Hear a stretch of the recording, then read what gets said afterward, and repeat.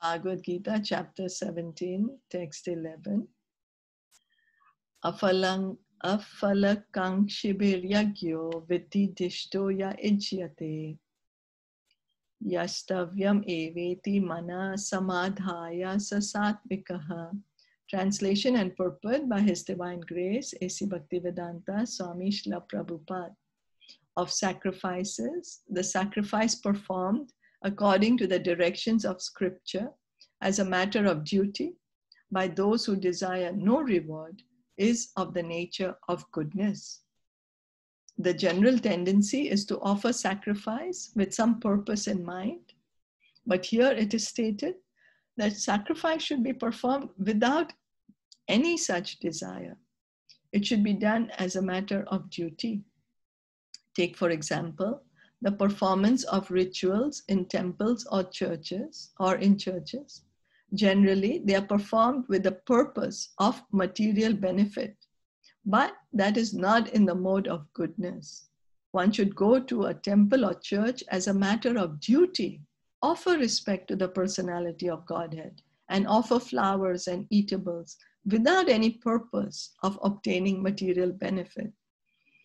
So we always have a experience that, oh, let me go to the temple so I can ask from God something. You know, let me offer him something so that I can ask him to give me something. But in Bhagavad Gita, Krishna is saying we should go to the temple, we should offer obeisances to God, we should offer him fruits and flowers as a matter of respect, as a matter of duty, not for asking only things. And when we do that, then we are doing it in the mode of goodness, without any purpose of any material benefit. We can ask for spiritual benefit. That's okay. If we want to, oh, I'm offering my respect to you, please help me, please let me come closer to you, please help me to develop my love for you. That's good, that's very good. But when we are asking, oh, something for ourselves, or, I mean, in the sense for something related to the body, then that's not in the mode of goodness. Everyone thinks that there is no use in going to the temple just to worship God. But worship for economic benefit is not recommended in the scriptural injunctions. One should go simply to offer respect to the deity. That will place one in the mode of goodness. It is the duty of every civilized man to obey the injunctions of the scriptures and offer respect to the Supreme Personality of Godhead. So why should we respect the Supreme Personality of Godhead as a matter of duty? Because he's the one who's created us. He's maintaining us, you know, so we owe everything to him. So we should have that gratitude and we should be able to express that gratitude. Then that is in the mode of goodness.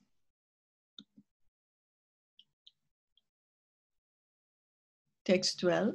Abhisandhaya tu phalam dambhartham apicheva yat ijyate bharta shrestha tam yagnam vidirajasam.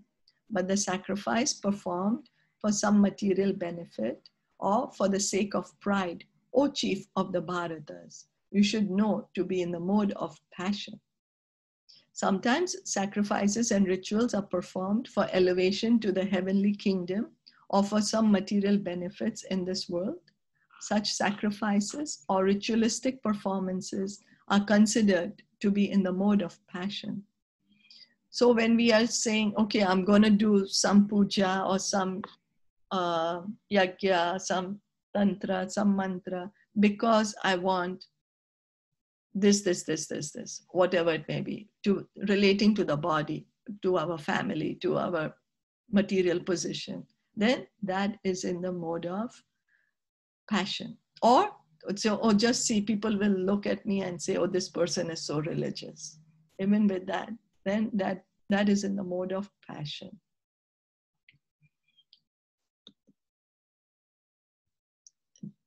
And text 13. Vidhihinam asrastanam mantra. So the marriage yajna, like what we do, is also in the mode of passion because we are doing it for ourselves. No, but marriage is a scriptural injunction, no? Okay. Yeah. But that's not like we are not doing it for ourselves. It is like we are connecting. Marriage is That's a why. duty that we have to perform. Okay, yeah. One of Okay, the that's a duty. samskaras that we have to perform. But Okay. we're going to, but so what we are saying is the act of getting married. Okay, that is we are doing as a matter of duty. But then now the wedding ceremony, if we are going to say, I'm going to spend it, I'm going to make it in such a way so people will think I'm so great, and then that is in the mode of passion. So we have to differentiate. What are we speaking about? Is it the act of marriage? Then the act of marriage we are doing it as a matter of duty. But is it the ceremony that we are getting so proud of doing the ceremony? What is the question here? So that means that what we think is also creating the different moods.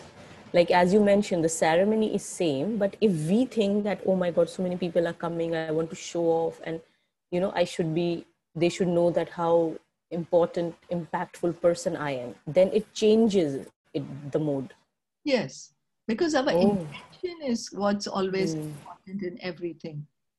In anything we do, it's our intention. What is my intention behind doing a certain thing?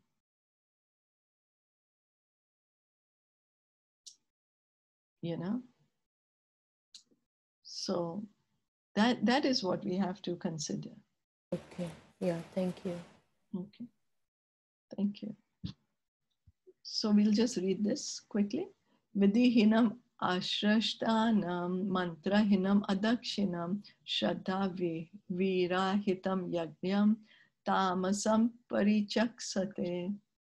Any sacrifice performed without regard for the directions of scripture, without distribution of prasadam, spiritual food, without chanting the Vedic hymns and remunerations to the priests, and without faith is considered to be in the mode of ignorance. Faith in the mode of darkness or ignorance is actually faithlessness. Sometimes people worship some demigod just to make money and then spend the money for recreation, ignoring the scriptural injunctions. Such ceremonial shows of religiosity are not accepted as genuine. They are all in the mode of darkness.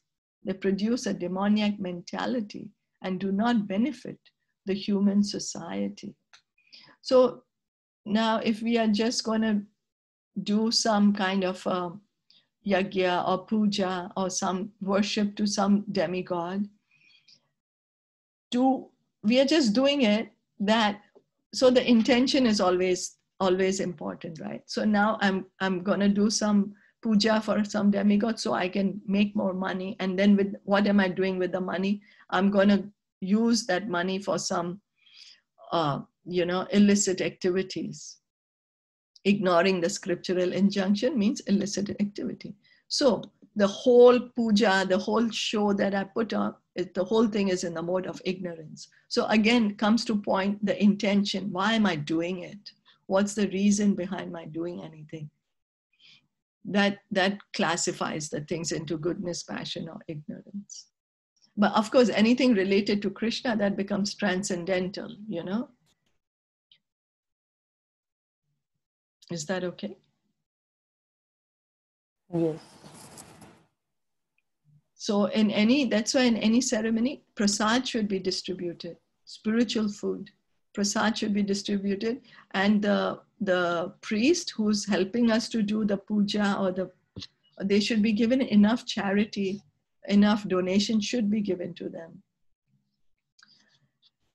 You know, so let's stop here then. Srimad Bhagavad Gita ki jai, Srila Prabhupada ki jai, Gaura Bhakta Vrinda. Thank you for joining in. Hare Krishna.